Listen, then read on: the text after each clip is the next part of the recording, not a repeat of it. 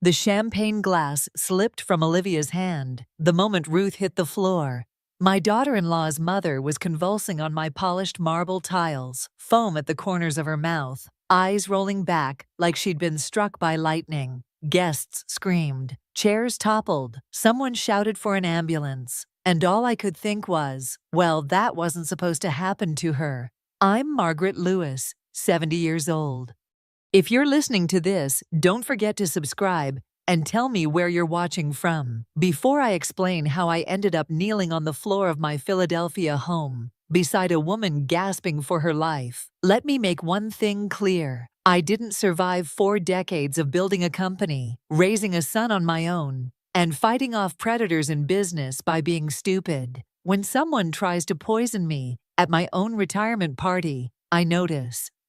Especially when that someone is my daughter-in-law, Olivia. 2 hours earlier, my kitchen had been full of laughter. People toasted my sale of Lewis Accounting Consultants for $19 million.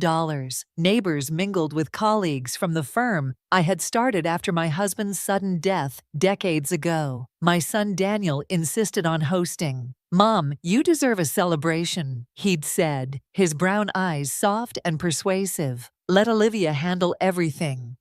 Just relax." That should have been my first warning. Olivia, the same woman who complained about unloading groceries, had suddenly transformed into a perfect hostess, polishing silver, arranging flowers, smiling as though her life depended on it. Perhaps it did. The room glowed with candles and crystal, the air heavy with congratulations. I was thanking an old client when I saw it. Across the room, Olivia stood near the champagne table. She glanced over her shoulder, then slipped a tiny vial from her purse. My blood turned to ice as I watched her pour the liquid into one particular glass, the glass with the small chip on the rim. My glass, the one I always used at parties. A sensible woman might have screamed, might have slapped the glass from her hand and demanded answers. But I've learned something after 70 years. Sometimes the best way to catch a snake is to let it think it's trapped a mouse.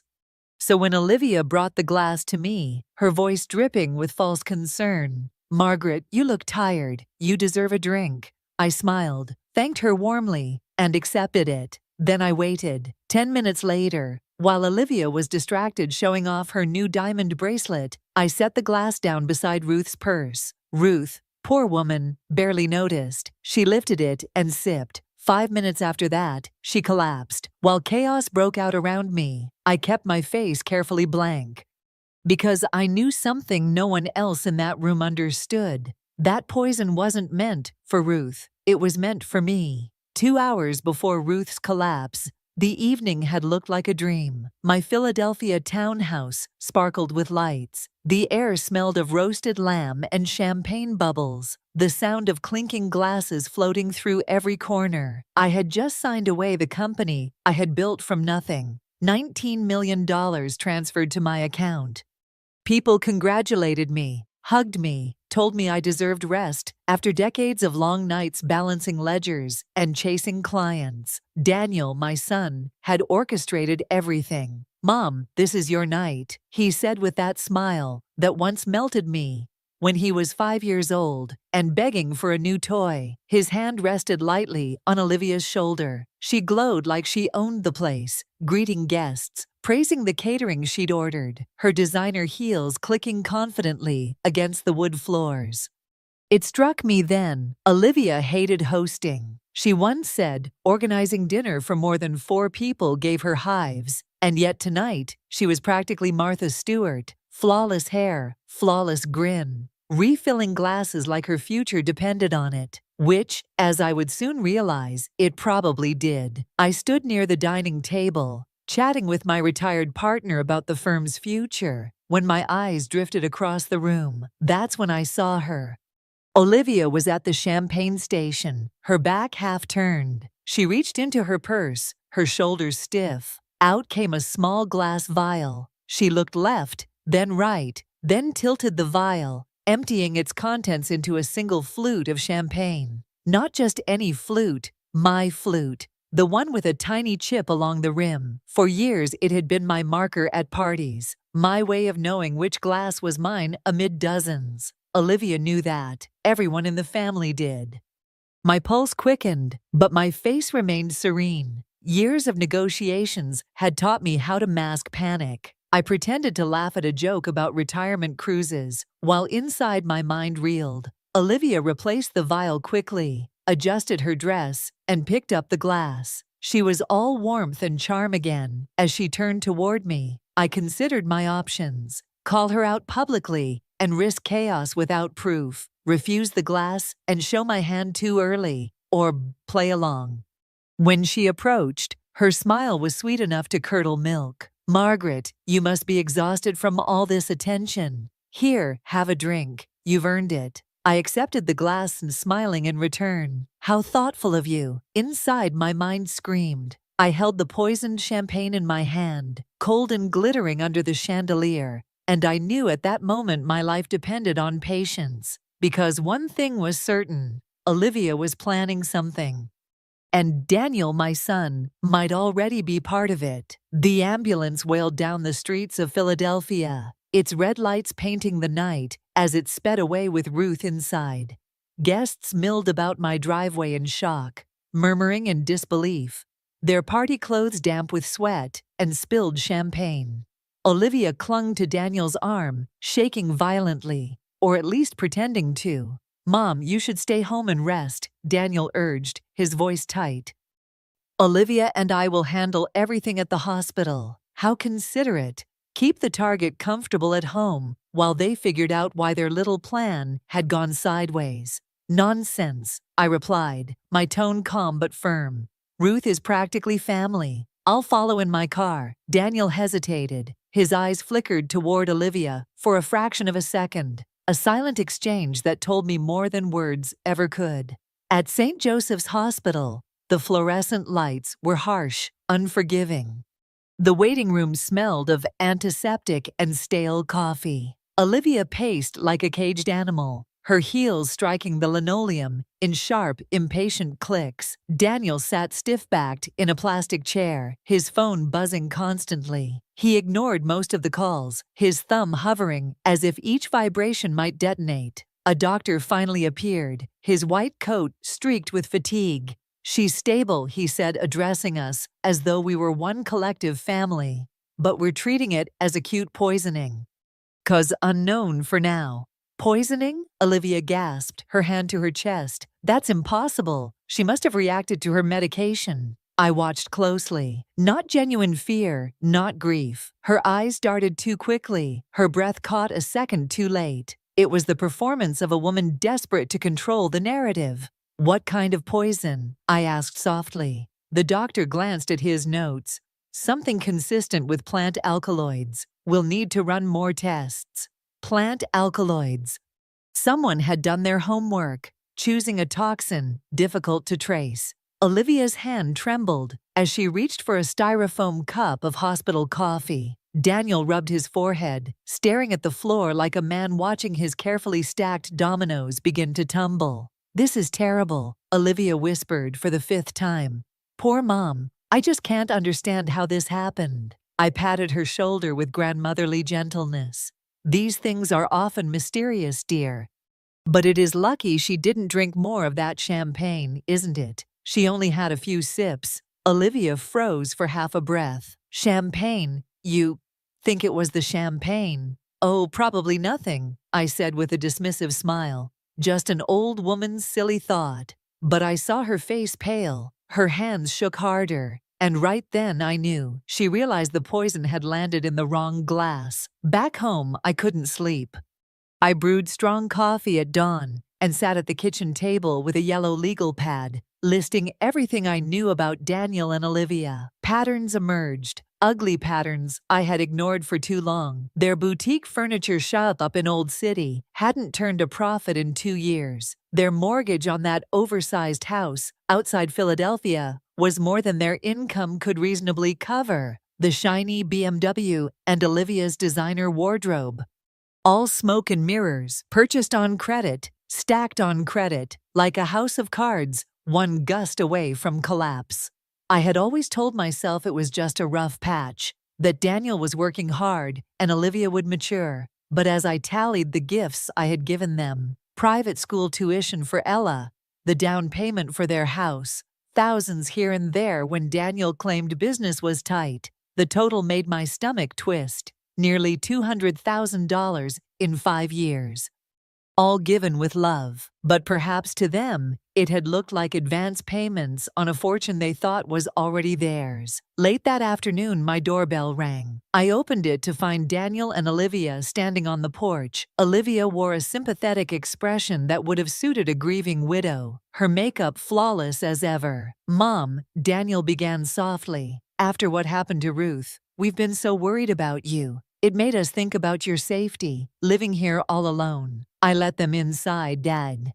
Olivia perched on the sofa's edge, her manicured hands folded delicately.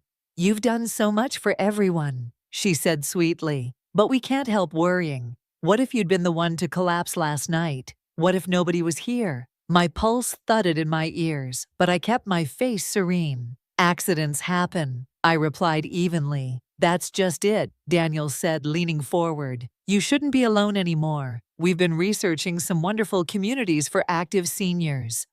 They're safe, full of activities, medical staff on site. You'd never have to worry again." Ah, there it was. The retirement home pitch, delivered with practiced concern, rehearsed like a sales script. And, Olivia added smoothly, "these places require certain paperwork, so no one has to struggle with bills or decisions. If you ever feel unwell, a simple power of attorney would let us handle everything for you." Just to make things easier, I sipped my tea, studying the two people who were supposed to love me most. My son looked earnest, almost convincing, but his wife's eyes gleamed too brightly, like a gambler smelling a jackpot. I smiled gently. "That's very thoughtful of you both. Let me think about it." Inside, though, a steel decision was already forming. If they wanted a game, I would show them how a real player wins. The next morning, I drove through Philadelphia's rush hour to an office on Market Street. The brass plaque outside read Edward Price, attorney at law. Edward had been my lawyer for over 20 years, steady, precise, the kind of man who never cracked a smile unless the papers were signed in his favor. He rose when I entered, his handshake firm. "Margaret, congratulations on the sale. How was the party?" "Eventful," I replied dryly. "Edward, I need to update my will immediately." His eyebrows arched, but he said nothing, only gestured for me to sit. Over black coffee, I told him everything. Ruth's collapse, Olivia's vial, Daniel's visit with his gentle push toward a retirement facility. I kept my voice calm, factual, the way I used to present to skeptical investors. Edward took notes, his face unreadable. "Your old will leaves everything to Daniel," he said finally. "Do you want to change that?" "Yes." "Reduce his inheritance to a modest trust, $50,000 a year, nothing more. Olivia gets nothing. The majority should go to cancer research and to the literacy fund I've supported for years." "Wise," Edward murmured. "That will make it much harder for them to profit from unfortunate accidents." He tapped his pen against his legal pad. "But Margaret, I suspect they may try another tactic, challenging your competency. If they can argue you're no longer capable of handling your affairs, they could petition for guardianship." The words stung. "On what grounds?" "Your age, living alone, stress after selling your company. And if they found a sympathetic psychiatrist, well," his voice trailed off. My stomach tightened. Olivia's plan wasn't just poison. It was paperwork, signatures, legal trickery. When I left Edward's office, I didn't go home. I drove to a modest brick building near Rittenhouse Square, the headquarters of Jensen Investigations. Clara Jensen met me in the lobby. She was an old business contact, sharp-eyed, practical, and loyal to no one but the truth. "I need everything on Daniel and Olivia," I told her bluntly. "Bank accounts, credit cards, mortgages, loans, anything that ties them to money or desperation." Clara studied me for a long moment. "Family business is messy, Margaret. Sometimes you won't like what I find." "I already don't like what I've seen," I said. "Just bring me the facts."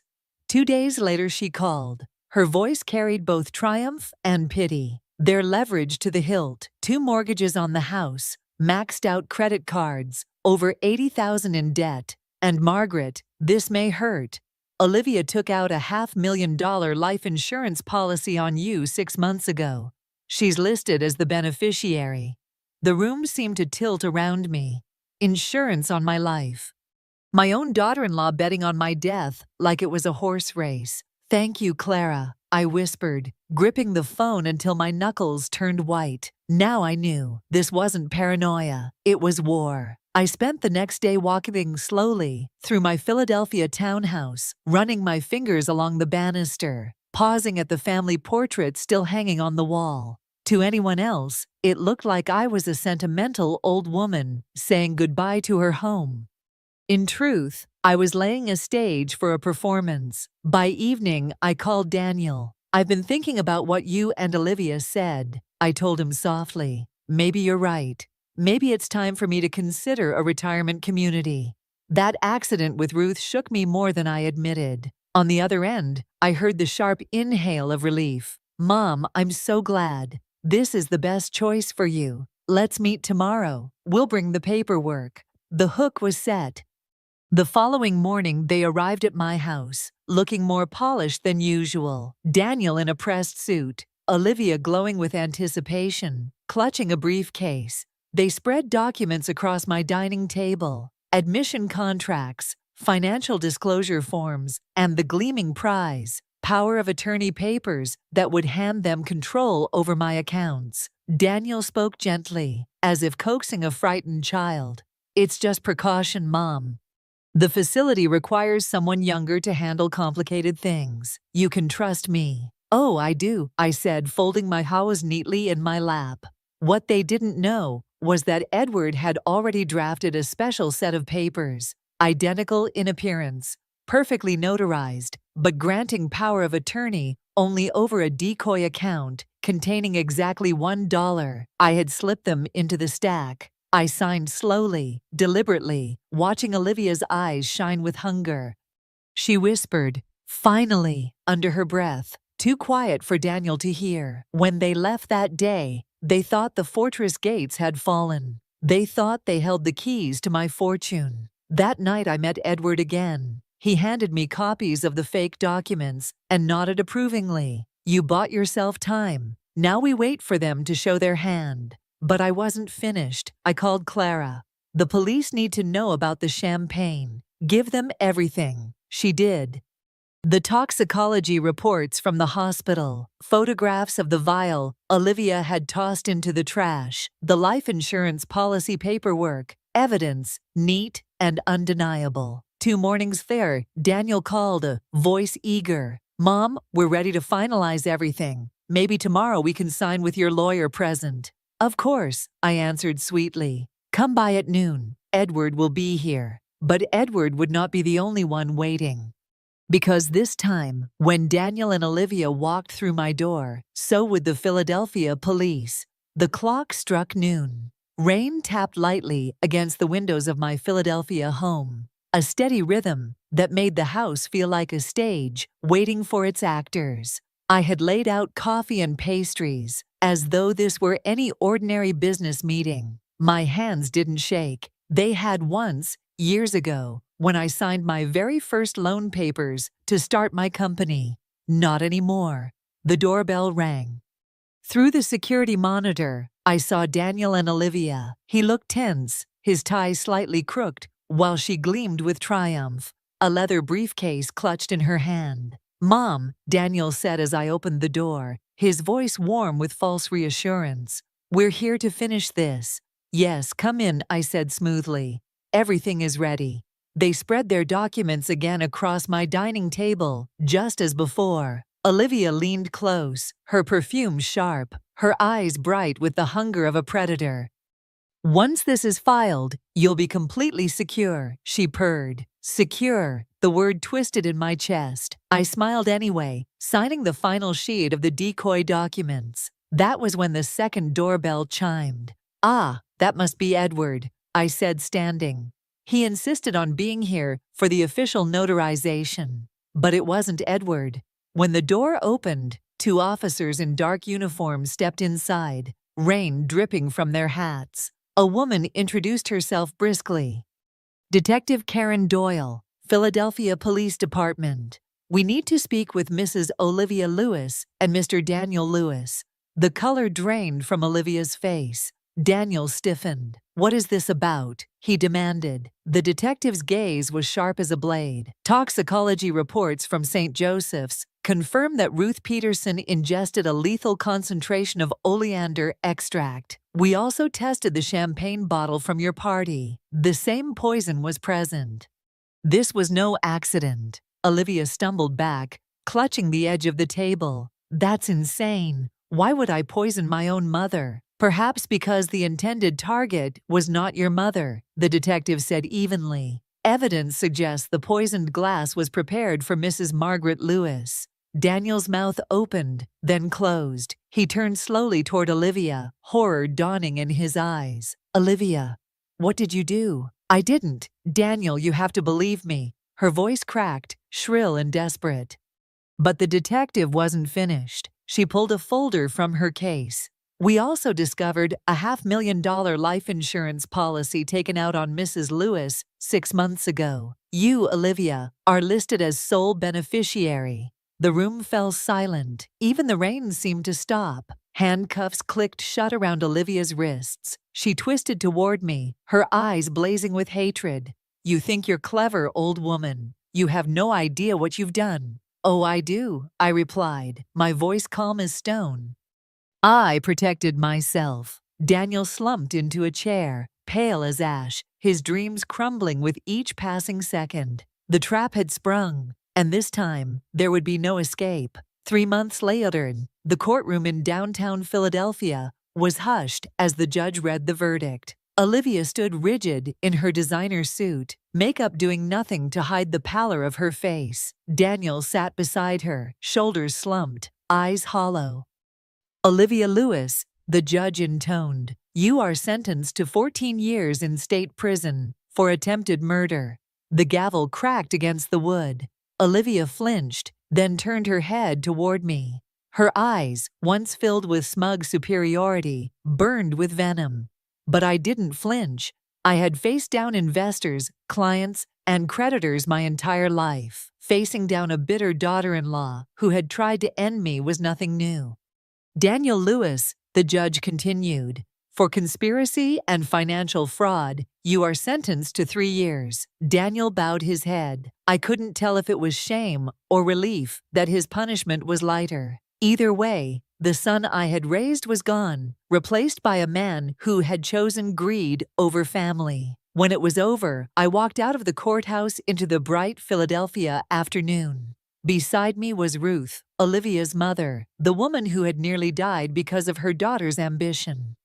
We had become unexpected friends in the weeks since the poisoning. Twice a week we met for coffee, sharing stories of betrayal and survival. Two widows bound together by tragedy, yet stronger for it. Do you regret it? Ruth asked one morning, stirring sugar into her tea. I thought about that question often. Regret. Did I regret defending myself? Did I regret seeing my son sentenced to prison? I regret what they chose to become, I told her honestly. But I don't regret standing up for myself. If I hadn't, I wouldn't be sitting here with you today. At home, my granddaughter Ella began visiting more often. 16 years old, bright-eyed, and horrified by what her parents had done. She spent afternoons in my kitchen, asking me to teach her recipes, listening as I told stories about her grandfather she barely remembered. Grandma, she said one evening, I promise I'll never be like them. I'll earn my own life. I'll make you proud, and she already had. That summer I returned to my garden. The roses bloomed brighter than they had in years, red and defiant against the Philadelphia sky. I tended them carefully, knowing they had survived winter storms, just as I had survived betrayal. As I sat on my porch, a glass of wine in hand, I thought about the lesson my story carried. Wealth can be rebuilt, businesses can be sold, fortunes can be spent.